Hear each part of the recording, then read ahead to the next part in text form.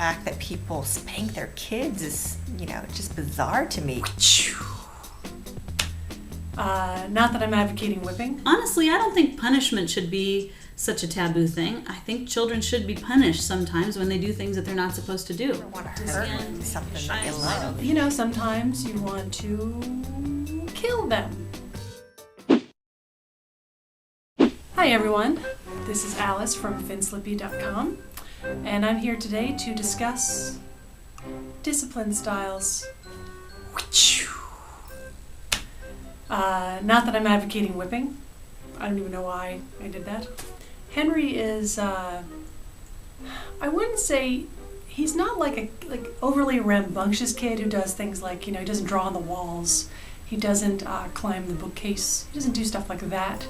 That would be like, that is wrong, danger, you will be punished.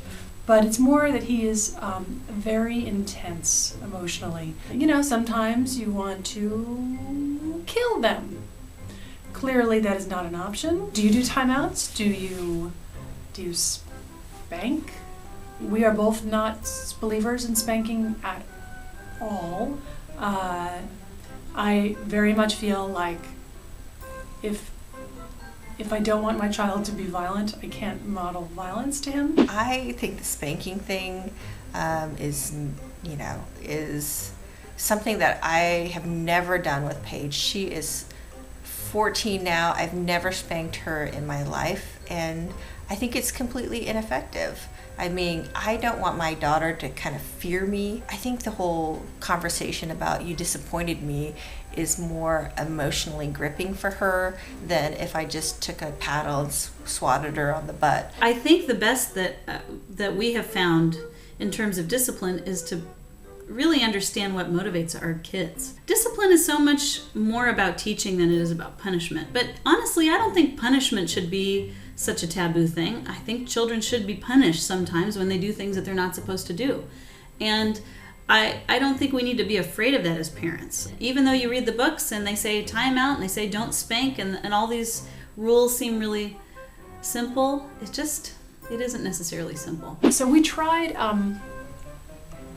timeouts.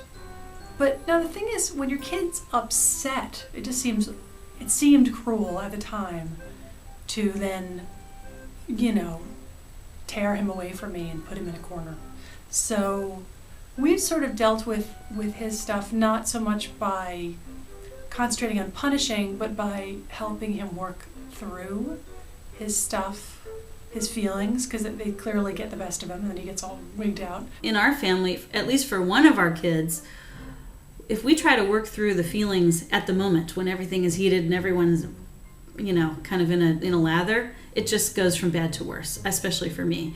So I have actually found that when it comes to discipline, being brief and to the point and relatively neutral in terms of my facial expression and my voice, and then so basically dealing with the problem right then and there, ending the conversation or leaving the room, and then later coming back to deal with the emotions of the situation, that works a lot better for us. My biggest problem when she was a kid was that I would make up so many rules that I would forget them, and then she would come back and cross-examine me about what rules I made.